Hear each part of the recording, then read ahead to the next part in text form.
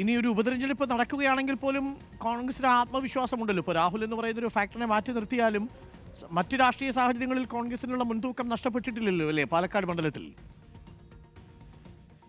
ഇല്ല ഇല്ല ഇല്ല ഇല്ല പാലക്കാട് ഒരു സംശയം വേണ്ട. കോൺഗ്രസിന് തന്നെ മുൻതൂക്കം, UDF തന്നെ മുൻതൂക്കം.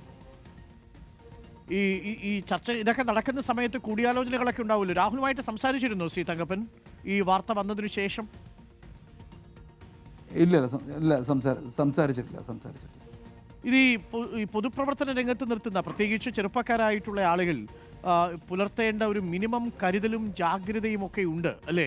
പ്രത്യേകിച്ച് എതിരാളികൾ ശക്തമാണ്. ഒരുപാട് മാധ്യമങ്ങൾ ഈ വാർത്ത നൽകാനായിട്ട് അത് എതിർത്തും അനുകൂലിച്ചും ഒക്കെ വാർത്ത നൽകാൻ ഒരുപാട് പേരുണ്ടാവും. അപ്പോൾ ആ സമയത്തേക്ക് കുറച്ചുകൂടി ജാഗ്രത പുലർത്തണമായിരുന്നു എന്ന് തോന്നുന്നില്ലേ ശ്രീ തങ്കപ്പൻ?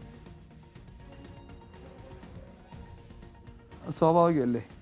എല്ലാ പൊതുപ്രവർത്തകരെല്ലാവരും, MLA മാത്രമല്ല പൊതുപ്രവർത്തകരെല്ലാവർക്കും ഒരു ജാഗ്രത സമൂഹം നമ്മളെ നോക്കുന്നുണ്ടെന്ന് വിലയിരുത്തേണ്ടതും അത് നോക്കേണ്ടത് സ്വാഭാവികമാണ്.